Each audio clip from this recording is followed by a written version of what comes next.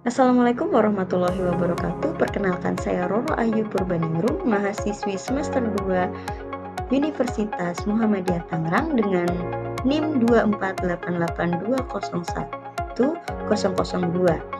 Di sini saya ingin memberikan jawaban mengenai soal-soal atau pertanyaan-pertanyaan yang telah diajukan oleh dosen pengampu mata kuliah fonologi saya, yaitu Bu Irfa Anggreni Wiharja MPD, sebagai pemenuhan tugas UAS fonologi saya. Baik, untuk pertanyaan pertamanya yaitu mengapa peristiwa labialisasi dan palatalisasi tidak dimasukkan dalam asimilasi? Labialisasi dan palatalisasi tidak dimasukkan dalam asimilasi karena asimilasi sendiri adalah perubahan bunyi karena pengaruh bunyi lain yang berdekatan dalam satu kata atau frasa.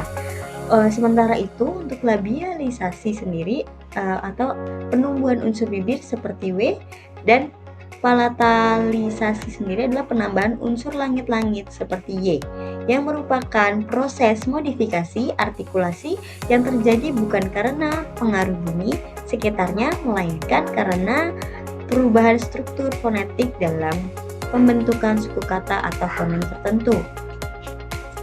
Baik, contohnya pada labialisasi pada huruf K yang disertai huruf W pada beberapa dialek seperti kata kuat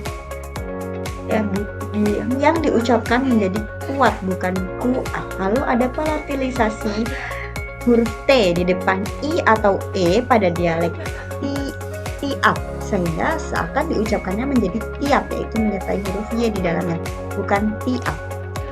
Jadi, labialisasi dan palatalisasi merupakan hasil dari modifikasi fonetik atau fonologi, bukan dari hasil asimilasi murni. Untuk pertanyaan yang kedua ialah berikan penjelasan tentang netralisasi atau fonem G dan K dalam bahasa Indonesia disertai contohnya. Netralisasi adalah hilangnya perbedaan antara dua fonem dalam posisi tertentu, sehingga mereka tidak lagi berfungsi membedakan makna. Sedangkan dalam bahasa Indonesia sendiri, fonem G dan K mengalami netralisasi di posisi akhir kata. Namun secara fonemik, keduanya berbeda, tetapi pada posisi final.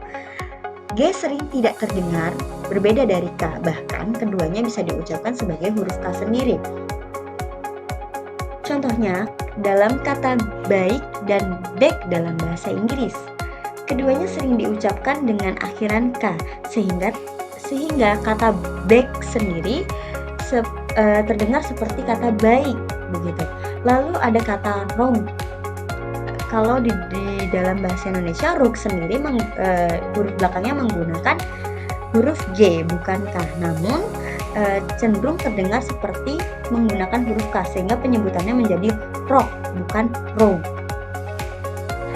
Untuk pertanyaan yang ketiga yaitu secara sinkronisasi, dari mana bisa diketahui bahwa suatu bunyi itu termasuk peristiwa zeroisasi? Buktikan. Baik, zeroisasi adalah proses hilangnya bunyi fonem dalam satu posisi, biasanya pada awal, tengah, atau akhir kata. Secara sinkronisasi, kita bisa mengetahui adanya zeroisasi dengan cara pertama, membandingkan bentuk turunan dengan bentuk dasar secara bersamaan pada masa yang sama. Melihat adanya ketidakhadiran bunyi tertentu yang semula di bentuk dasar namun hilang di bentuk lain tanpa digantikan oleh bunyi lain. Di sini saya memiliki dua contoh, yaitu contoh pertamanya seperti kata dasar ajar, yaitu kata turunannya itu mengajar. Namun dalam kata pelajar, huruf awal A hilang sehingga menjadi pelajar bukan peajar. Ini menunjukkan bahwa fonem A pada kata ajar mengalami zeroisasi dalam kata turunan. Untuk contoh yang kedua, ada kata dasar usaha, yaitu kata turunannya adalah berusaha. Namun dalam kata pengusaha, huruf awalan U hilang sehingga menjadi pengusaha bukan pengusaha. Ini juga menunjukkan bahwa fonem U pada kata usaha mengalami zeroisasi dalam kata turunan. Untuk pertanyaan yang keempat yaitu peristiwa monotonisasi dilatar belakangi oleh sikap pemudahan ucapan atas bunyi-bunyi diftong. Pertanyaannya adalah, pada peristiwa diftongisasi, apa yang melatar belakanginya? Jelaskan dan berikan contoh. Baik, diftongisasi sendiri dilatar belakangi oleh keinginan untuk menambah nuansa atau efek vokal ganda, lalu pengaruh dari bahasa asing atau serapan, atau perubahan fonologis yang membuat pelafalan menjadi lebih ekspresif atau dinamis. Diftongisasi sendiri terjadi saat vokal tunggal atau monoftong berubah menjadi dua vokal yang berurutan, yaitu diftong, seperti ai, au, dan oi. Contohnya seperti kata teladan, ia berubah menjadi kata tauladan. Vokal tunggal E berubah menjadi dua vokal, yaitu au, sehingga kata teladan sendiri berubah menjadi kata tauladan. Lalu ada kata topan yang berubah menjadi taufan. Di sini vokal huruf O berubah menjadi dua vokal, yaitu au, sehingga kata taufan sendiri berubah menjadi kata taufan. Untuk pertanyaan yang terakhir yaitu berikan komentar atas kasus-kasus berikut, yaitu yang pertama ada automobil hanya disebut mobil, B. Bagaimana ini disebut begini, Assalam menjadi assalam, mahardika menjadi merdeka, dan import menjadi import. Yang pertama yaitu ada automobil yang berubah menjadi mobil. Ini terjadi pendekatan atau pelepasan unsur awal kata majemuk. Automobil sendiri merupakan serapan dari bahasa Belanda atau Inggris. Tetapi unsur mobil sendiri dipertahankan karena sudah cukup mewakili makna. Ini termasuk peristiwa apok-op, yaitu penghilangan suku kata awal, dan ekonomisasi leksikal, yaitu penyederhanaan untuk efisiensi bahasa. Ini juga umumnya terjadi dalam proses leksikalisasi atau pemadatan makna. Selanjutnya ada kata bagai ini menjadi begini. Di sini terjadi kontraksi fonologis dan asimilasi bunyi. Frasa bagai ini mengalami penyatuan dan pelepasan segmen vokal, sehingga kalimat bagai ini menjadi begini melalui penyederhanaan artikulasi. Ini juga mencerminkan kecenderungan dalam bahasa lisan untuk mempercepat dan mempermudah pengucapan. Proses ini juga bisa dianggap sebagai gramatikalisasi karena bentuk baru menjadi satuan leksikal utuh.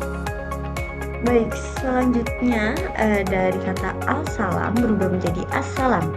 Ini terjadi asimilasi total progresif, yaitu bunyi L dalam al berubah menjadi S karena diikuti oleh fonem S pada kata salam.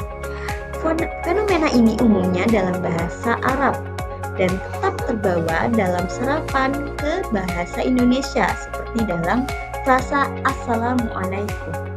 Contoh asimilasi regresif yaitu bunyi sebelumnya terpengaruh oleh bunyi sesudahnya. Selanjutnya ada kata mahardika yang berubah menjadi merdeka. Ini adalah contoh perubahan fonologis historis dari bahasa Sanskerta ke Melayu. Terjadi beberapa proses fonologis seperti sinkop, yaitu penghilangan bunyi tengah, disimilasi dan penyederhanaan konsonan kompleks art menjadi D, dan asimilasi dalam konteks pelafalan lokal. Kata ini diserap dan diadaptasi oleh sistem fonologis Melayu menjadi merdeka yang lebih sesuai dengan pola bunyi lokal. Baik, untuk kata yang terakhir ada import yang berubah menjadi import. Ini merupakan contoh asimilasi dari nasal N yang berubah menjadi M karena pendekatan dengan bunyi bilabial P atau asimilasi regresif.